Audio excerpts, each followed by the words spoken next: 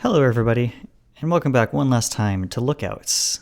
I am recording this video a little later in the day than I usually do, and also my roommate is about to do some laundry in the next room over, so hopefully that won't be audible, but just in case it is, you know what it's about. Anyway, let's finish this delightful little story, huh?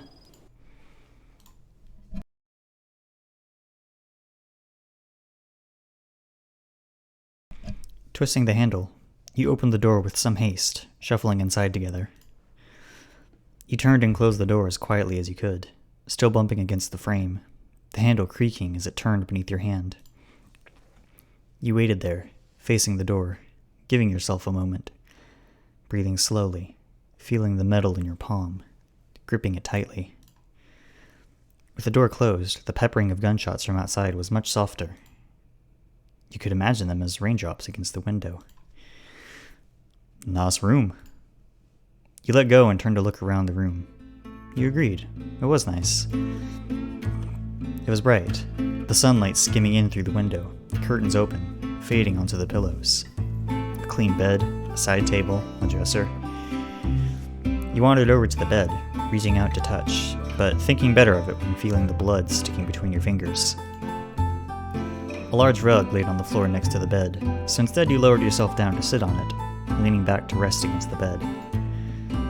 You rested your head against it too, at least feeling the softness of the sheets brushing your fur, meeting the curve of your neck. Joseph still stood where he was, looking into the middle distance. After a few moments, his glassy stare turned down to you, coming back to life. What do we do now? We wait. Wait for the fight to die out. Once they realize who's died, they should leave. Hopefully we won't be looked for. Right. You shuffled over to the bed and leaned down, groaning as he hit the rug, sitting against the bed as you did now.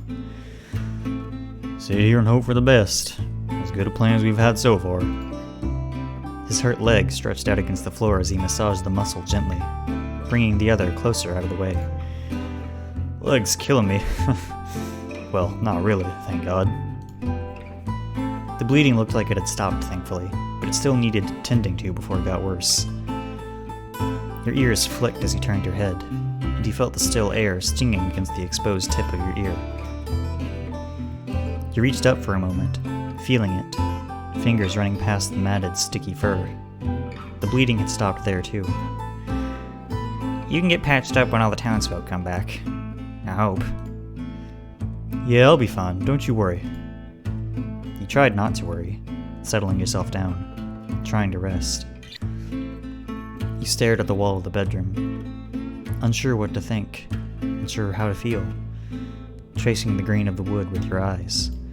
You wondered if the numbness you felt made you a monster, some strange lacking that left you sitting there, bereft of feeling.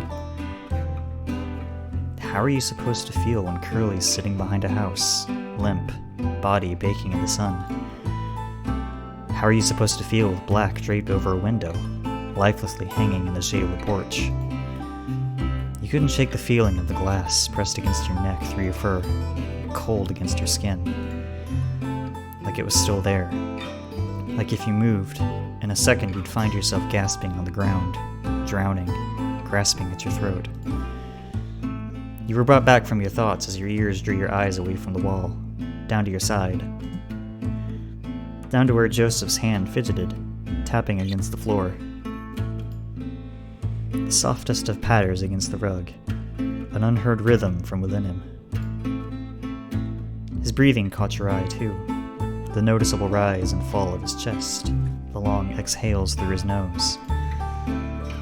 Your eyes continued up to his sullen face, the feathers of his head subtly shaking, nerves bubbling to the surface. You looked back down to his hand and found yourself reaching across, reaching out to take hold. Joseph jolted as you touched him, his hand almost reflexively jerking out of yours. As he came back to the world, he looked down. He relaxed his arm when he saw it, squeezing you a little and letting you steal his hand away into your lap. It was trembling as you stroked your thumb over the feathers, squeezing his hand back firmly. Your hands moved around each other, grappling and dancing, exploring each other's fingers and palms. A distraction of each other's fur and feathers. Just the two of you. Joseph's arm being pulled away from him started to make him lean, his body subtly shifting inch by inch closer to you. He started to tilt, and his head tilted too, laying on your shoulder with a comforting heft of weight. You laid your head on his, feather ends tickling you through your fur. He untwisted his arm to a comfier position, keeping it near. You took a hold again, holding the back of his hand, digging your fingers in between his, intertwining. Now you were both still, only the small movements of getting comfortable to disturb you, hands fidgeting together. We're alive, huh? Did we really do that? Nah, there's no way. When we rolled up on Clemency and I saw y'all, I thought we had no shot. How do we make it out alive? There was an incredulity to his voice that weighed on your heart. He was right. You nearly died. Nearly. But you didn't. You were still alive. You were still here, with him. I don't think I care about the how or the why. We're still alive and they aren't. All that matters to me is that I'm sitting here with you. That I can feel how warm you are. Joseph sat up at that, his head no longer on your shoulder as he turned to look at you. Looking into your eyes. You found your hand let go of his, reaching up, wanting to feel him, feel his warmth, the way his stomach moved as he breathed. His heart still beating strong inside him, like it was reaching out to you, quickening as you let your hand lay on his chest. You felt your own heartbeat thrumming louder now, like you had just minutes ago. Not out of fear this time, not that kind, as you reached up past his shoulder. He closed his eyes as your hand rubbed gently up his neck, feathers fluffing, stroking up till you cupped his face. The feathers of his face were soft, intermingled with the dust and dirt, the specks of dried blood that you felt beneath your hand. He opened his eyes again. Those big honey gold and brown rings started to flicker around your features, studying you. Looking at you in a way you don't think you ever have been before. He cleared his throat a little, dry and unsure of his words, but wanting to say them all the same. I didn't... did I ever tell you how handsome you are?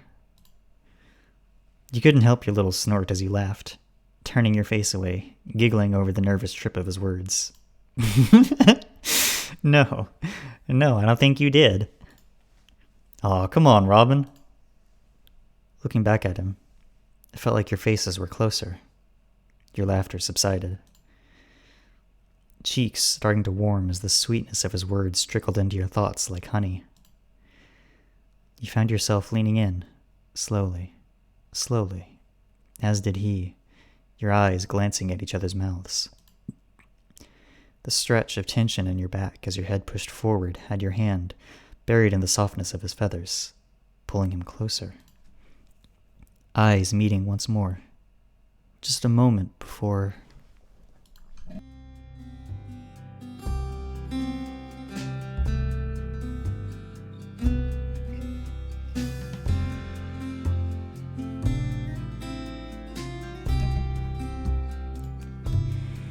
Your faces met. He pressed your lips to the end of his beak, his hot breath on your lips, in your mouth, as yours was in his. You held the kiss there, holding your lips to his, unsure if this was what you were supposed to do. You'd never kissed anyone like this before. You hadn't met anyone like Joseph before either. You just want to be close to him like this. Your heart was beating hard in your chest, your cheeks flushed and hot. You heard what sounded like sweeping, realizing it was your tail wagging across the floor. A few more seconds passed before the kiss was broken, your hand falling from his face to hold onto his arm. I was so tempted to use that CG as the thumbnail, but I didn't want to spoil it. Oh, it's so cute. Oh. Okay, anyway. Back to professional mode. You looked at each other with quivering breaths, you could feel the strong rhythm of his heartbeat in your hand. A big, gracious smile spread across Joseph's face. He matched it with a more sheepish one, embarrassed still despite everything. Guessing you never kissed someone with a beak before? No. No, I haven't. Or anyone without one, for that matter. Well, if that really was your first time, I got nothing to complain about. I'll just say it was a very mammal kiss. Oh, really now? Do educate me. You have a lot of lip to it. Birds can't do that so well, you see. So, you tend to kiss a little differently. Your face warmed even more, your ears burning as he leaned in closer, talking softly. Let me show you. One hand came to rest on your leg as he leaned forward. His beak passed flush with your snout. You closed your eyes as he came closer, the whispers of his breath warm on your face as the tip of his beak gently poked at your cheek. He preened and rubbed his beak through your fur, almost nibbling at you, feeling soft scrapes against your skin. Joseph's affections continued against your cheek, the feathers of his face close to your nose, smelling of sweat and tobacco. He nuzzled through the fur of your face a few moments more, before rubbing his beak all along your snout as he dipped his head back. You opened your eyes again, bemused by Joseph's new kiss, to gaze upon his bashful face. From the blush of his cheeks and the unusual shyness he was trying to shrug off, you felt as if you'd been entrusted a secret. What do you make of that? I think I liked mine better, but I could get used to those too. He slipped an arm around your back, holding you closer as your heart fluttered at the thought of familiar kisses. I will be happy to oblige. His face beamed with a warm smile, and he leaned forward to rest his head atop yours. You reached your hand across him and grabbed his other hand, pulling it into his lap, keeping you all close like a bundle of sticks. Letting your mind focus on him, feeling his hand squeeze your side firmly, squeezing his other hand back. Listening to his breathing, to the small shuffles of his clothes, to the faint beat of his heart in his chest. Your ears flicked around a little as he heard something else, some subtle noise you wanted to ignore, focusing on the warmth of Joseph. The fight in the street seemed to be over. No longer could you hear the muffled shots, the pops or bangs or cracks that split the air.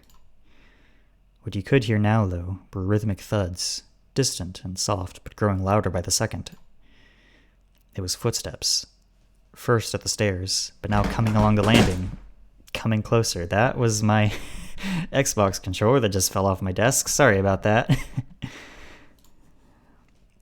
You sat up sharply, knocking Joseph in the chin a little, as he heard one of the doors open and then close. Whoever it was checking the rooms. Joseph sat up as he took note of the noises as well, realizing the same as you. Someone was looking for you, or at least someone was looking for stragglers. Your hand snapped to your gun and pulled it from the holster, aiming it square at the door. You heard more doors open and close. Whoever it was would be here in just a few seconds. The footsteps grew a little bit louder, and you found something familiar within them. There were 4 footsteps, 2 people, but there was another offbeat thump there, out of pace. A 5th footstep? As the hunters came to the door, you realized what it was, your hand coming down, pointing the gun away. Joseph whispered urgently, "What are you doing?" It wasn't another footstep you heard. It was the thump of a cane. The door swung open, with 2 figures standing in the doorway. A moment of uncertainty had you pointing the gun back their way. You put it away again, though, as, sure enough, you saw who you were expecting. It was Sheriff, along with a man unfamiliar to you. A lanky, serious-looking hare who leaned in, still holding the door handle. "Whoa, put that thing away there, we don't mean you no harm." Both of them had rifles slung over their shoulders, and Sheriff's worried face turned to one of relief when you met eyes. "And there I was, getting all twisted up, worrying about you two. I knew you'd be all right." "Sheriff? What are you doing here? I thought everyone was out of town." Well, everyone is, except for us. Oh, I should introduce you. This is Matthew. He stayed behind to help me. I couldn't go with everyone else. I was worried about the town and you boys. So Matthew and I stayed here to help however we could. We were up on the roof shooting as a distraction. I hope it was of some help. Wait, that was you? I thought you were supposed to be pacifists. Well, we didn't actually shoot anyone. We just shot near them. Trying to tip the scales in your favor and give them something else to worry about. Looks like that made the saloon a bit of a target, though. Bartholomew's not going to be happy about this mess. I'm sorry. We'll do whatever we can to help. Matthew waved it off cheerily. Don't worry, my husband's a very forgiving man, but the saloon is like his baby. He'll want to know you're alright, but after that, he's just going to want to fix it up. So this was the husband? You didn't think your first meeting with him would be like this.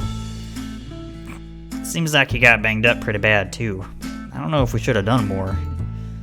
No, I think you may well have saved our lives. We knew the danger of what we were doing. Thank you for helping us like that. You didn't have to. Yeah, thanks. We owe you one. Don't mention it. We'll ask for your help when you're better, but right now you need some seeing to. Lucky for you, the town doctor's here. Where? You're looking at him. I'm sorry. Nothing to apologize for. We've all had quite the day. What happened to everyone else? We told them to leave.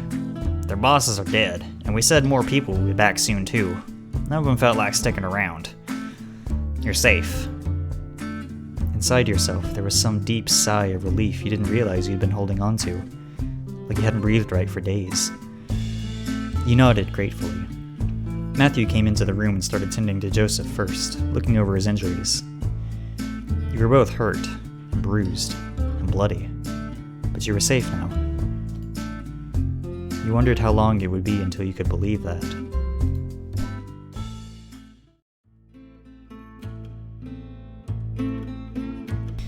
You're not sure if you knew back then, or when you realized, that you'd carry the scars from that day for the rest of your lives.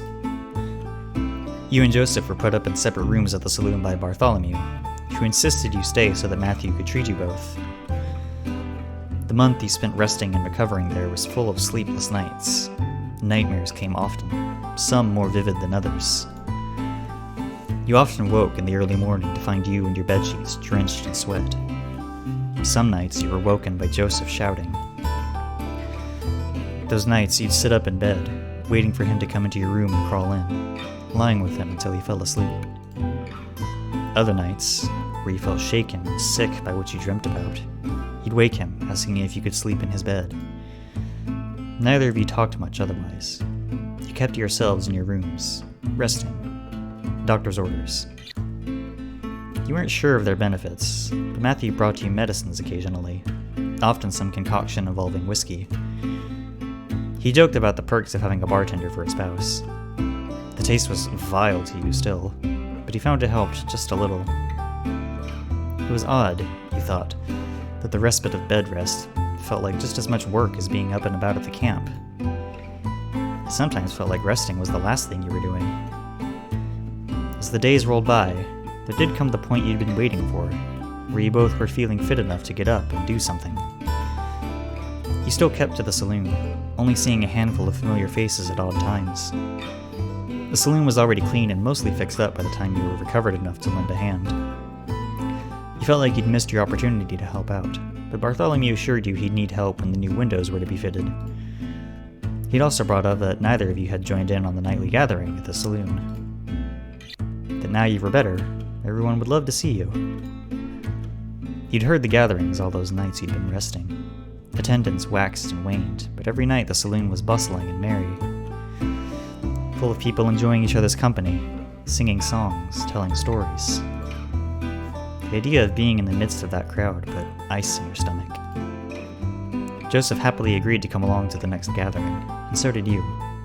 You knew, really, that it would be good to be around people.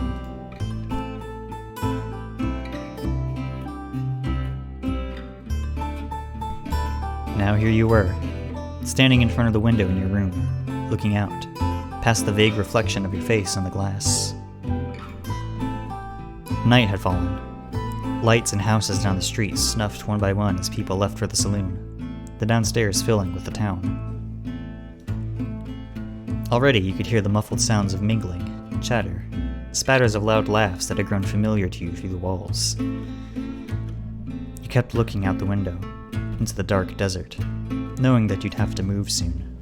Just waiting another second, another minute.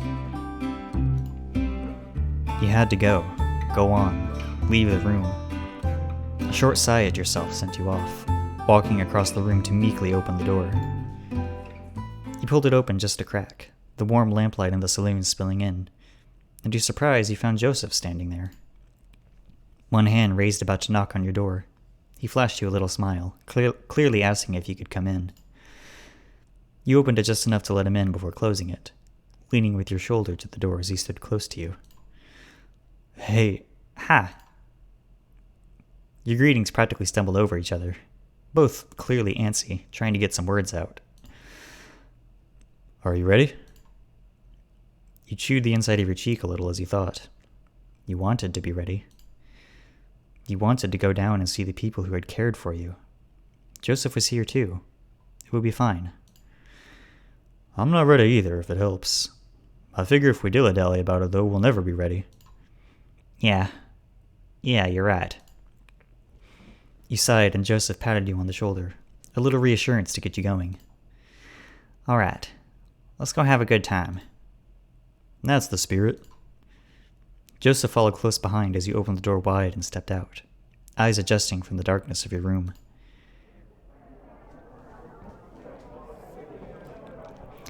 He closed the door as you left, and you walked along the landing together, down the stairs, looking out over the disparate crowds. Clemency was a small town, but with so many packed into here, it felt like even the busiest of bars you'd glanced inside of before. As you neared the bottom of the stairs, you heard a voice call out. Robin, Joseph, over here! You looked over at the bar and saw Bartholomew waving at you, his arms stuck up high to catch you over the taller patrons milling past. It wasn't just him either. Standing at the bar were other familiar faces you were happy to see, namely Jacob and Sheriff. You took Joseph's hand and walked through with him, excusing your way past people to the bar.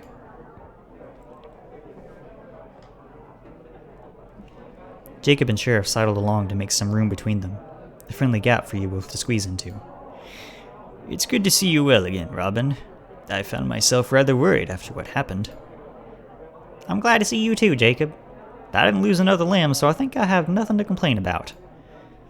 He gave you a gentle, reassuring smile, seeming genuinely calmed by your jokey reassurance. Sheriff leaned in to address you both. It's good to see you both in good health, for sure. And you'll be in even better health with a drink down you. Bartholomew? That's what I'm here for.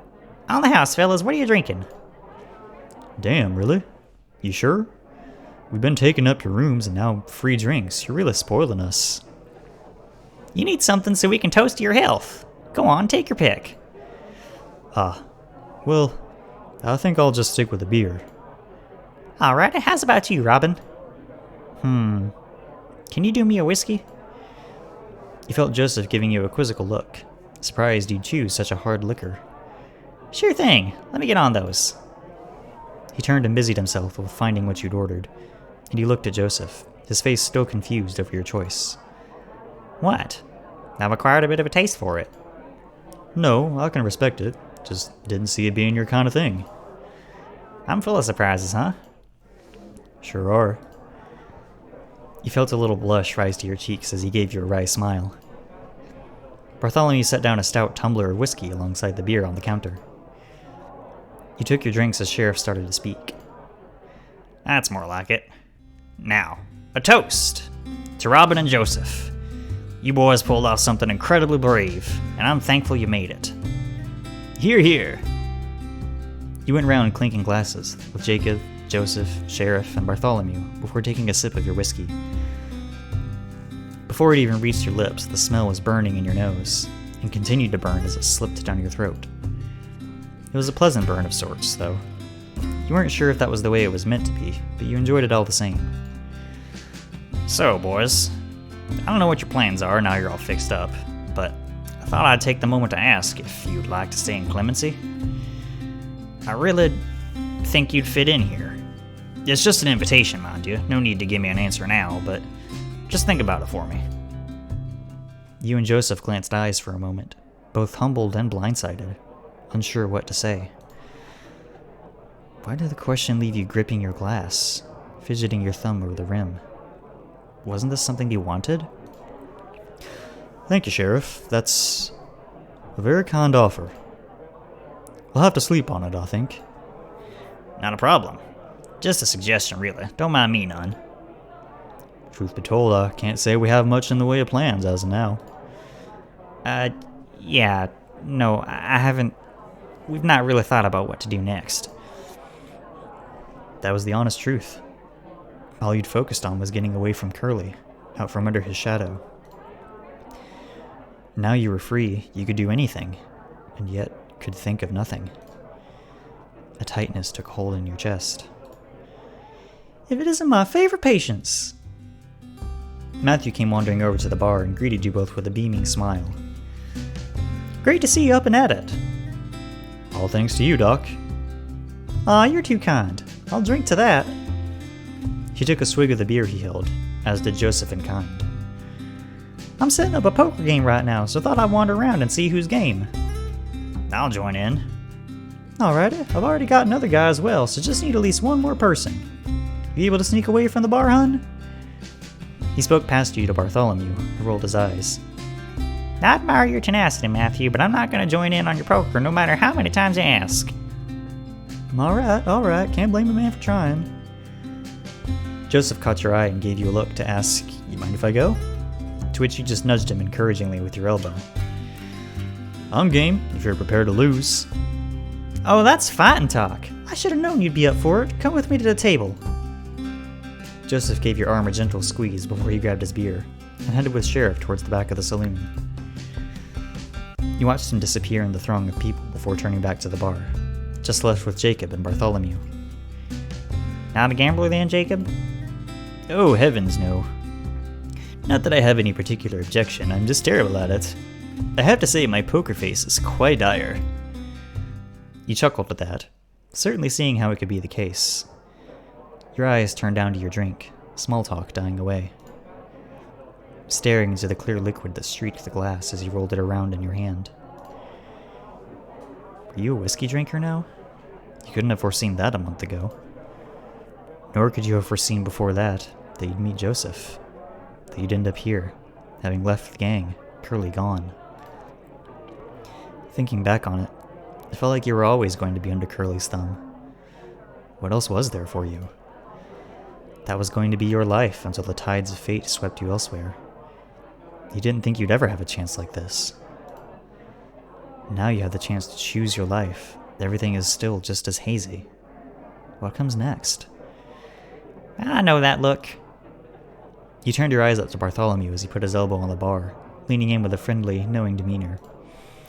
That's the face of someone with a lot going on in the upstairs. That or there's something very interesting at the bottom of that glass. You thinking about what Sheriff said? Yeah, it's just... I don't know. What are your plans now? You must have some idea of what you want to do. I can't say I do. I've not thought about it, I guess. You know, you don't have to stay in Clemency. You could go anywhere, really. Oh yes, I would say I agree. Traveling is an incredible way to learn, and to discover what kind of man you are. What kind of man? Indeed.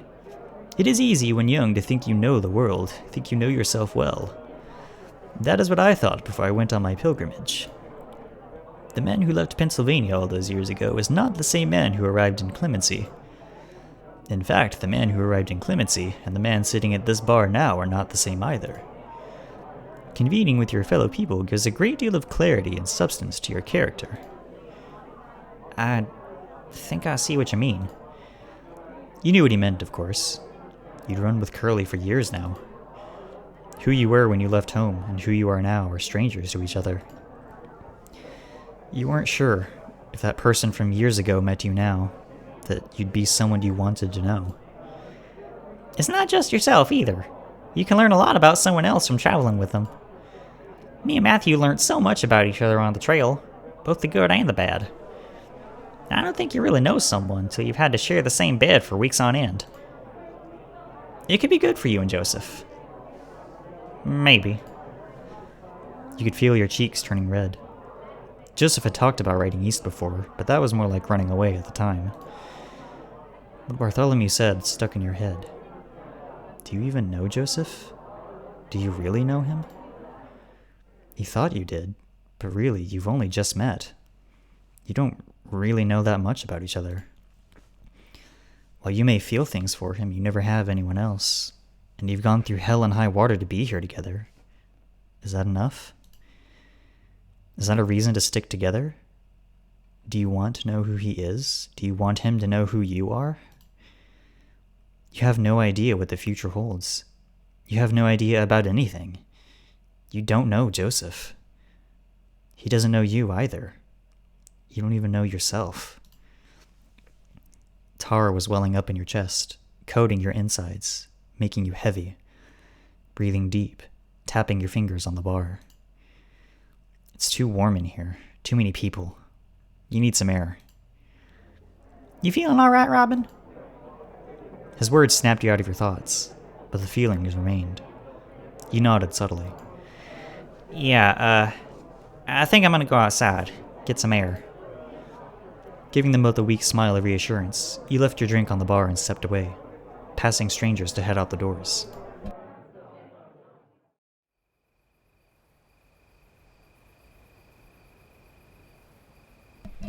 The night air was refreshing as it cooled your head.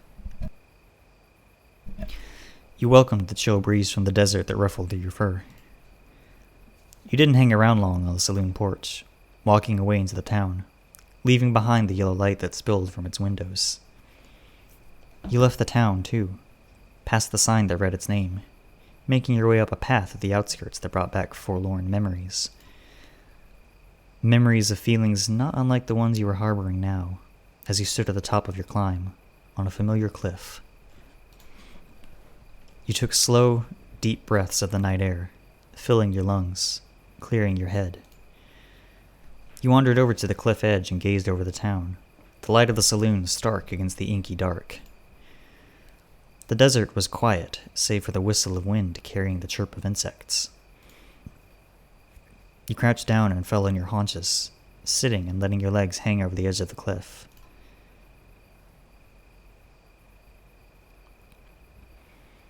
It was funny to think how many life-changing things had happened to you up here.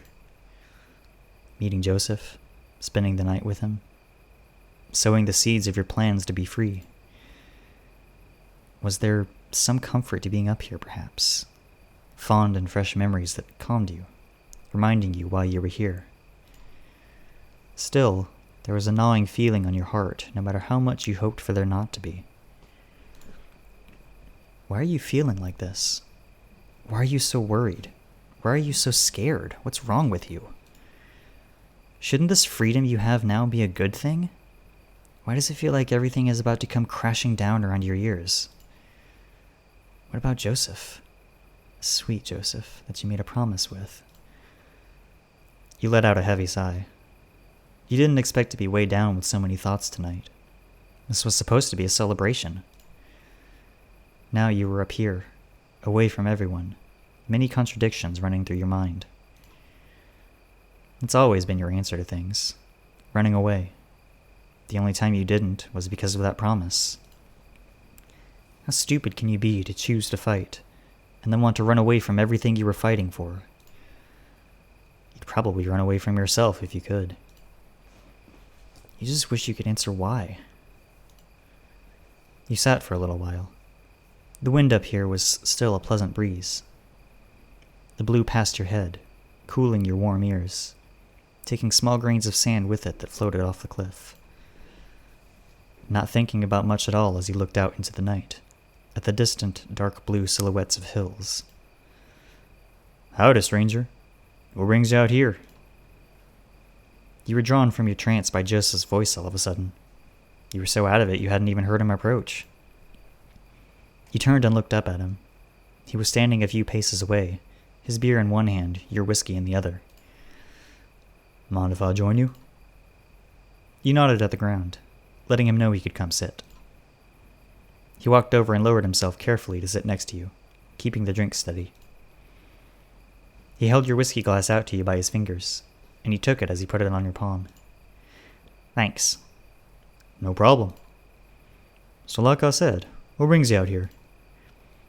You absent-mindedly scratched the side of your glass with a blunt claw as you thought of your answer. I just needed some air. Yeah, it was a little stuffy in that saloon. If you ask me, we did Bartholomew a favor breaking some windows. Air out the place. You giggled a little at that. He was good at making you feel better.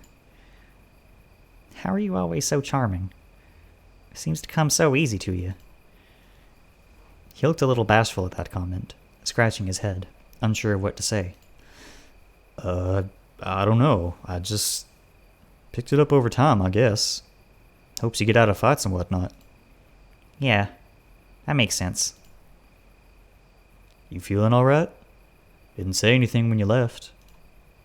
Sorry, I didn't want to bother you during your poker game. You thought about what you wanted to say, but so many things vied for your tongue. Everything swelling up inside you, chest fit to burst. You didn't know if you could admit how you were feeling to him. It almost felt too personal. It felt wrong. It felt harsh. I feel strange. That's the simplest way I can put it. He looked at you a moment, eyebrow cocked, unimpressed. Lay it on me. Huh? Lay it on me. I want to know what you're thinking. I know you've got stuff on your mind you ain't telling me. You blew through your lips with a sigh, thinking about whether you should. He was right, after all. You don't have to hide how you feel anymore. If you were honest, you didn't want to keep hiding it. I'm scared, I guess. I don't know what the hell I'm supposed to be doing, what I'm going to do next. Everyone at the saloon was asking us about plans, and I realized I don't have any. I didn't think that far ahead. Now we're here, I don't know what to do. I feel like an animal that's been let out of its cage and gotten lost in the wilderness. But what are you scared of? What's the worst that could happen? I don't know. That's why I'm scared. What if I do the wrong thing, make the wrong decision? What if I decide to settle down in Clemency like Sheriff said and I don't like it? Where would I go? I've had so much of my life wasted running with Curly. I don't want to lose more of it to bad decisions. I've made too many of those. I don't want to waste my life either. We can make those choices together now, though. We can turn over a new leaf. I know we could, but I'm worried about you too. I was talking with Jacob and Bartholomew, and I realized I don't know you. I don't know anything about you. You don't know me either. Joseph's face was solemn. He just stared into your eyes, like he was trying to unpick some meaning from your expression. I've done horrible things, Joseph. So have I. I don't know that I like the person I've become after Curly. I don't trust myself. You did what you needed to stay alive. You don't have to like it. You were growing frustrated with his rebuttals, like he wasn't listening to you. You twisted your body round, one leg up, facing him head on. I love you, and I'm scared of hurting you. I'm scared that the man who could hurt Curly is the same man that could hurt you. I'm scared that if we really knew each other, we wouldn't be here in the first place. The wind whistled in your ears. Joseph's face was still, eyes squinted a little, contemplating your words. A few moments passed before he opened his beak to speak. I love you too, and I'm not scared of you. I want to find out who you are, and hope I have the courage to let you find out who I am. I'm scared as all hell too. I know what you mean. Now that I'm free of the gang, I don't know what to do with myself. All I know is I want to be with you. Maybe we'll make bad choices, but who cares? You helped show me I don't have to live my life in fear, Robin. I think if we're scared, it means we have our heads screwed on right. But it doesn't have to stop us from living. We can make whatever mistakes we want. We can stay in Clemency forever. We can go traveling the country. I don't give a hoot. Tonight ain't the night to worry about the rest of your life. Whatever happens to us, if I can kiss your face at the end of the day, then everything will be all right. A great wave of relief washed over you as Joseph spoke. You didn't realize how much you needed to hear that from him. A kiss and a prayer? He laughed. Yeah. On a kiss and a prayer, we'll be just fine. Story of our lives, huh? He leaned in and pecked you on the cheek, bringing a blush of warmth to them that even the night breeze could not cool. Seems pretty good to me. Now come on, let's get on back down there and have a good time. I think someone said they were going to dust off that old piano and play us all a tune. He made to stand up, but you reached out, placing your hand over his. Wait. Is it alright if we just sit here a little longer? Then we can go down. It's a nice night is all. He smiled, eyes softly tilting to the sky, looking to the stars. Sure is. You want to stay here a spell? That's just fine by me. As he settled back down, he scooted over closer to you, shoulder to shoulder, and you tilted your head to rest on him. You slipped your hand into his, and he held yours tightly, squeezing back between your fingers. The night may be cold, but he was all the warmth you'd need. You've spent so long looking out for yourself, looking out for people who didn't care about you. Now, you can look out for each other.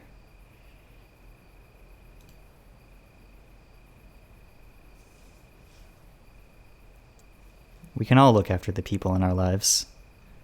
Don't take your loved ones for granted, y'all. Thanks for watching. I'll see you in the next series.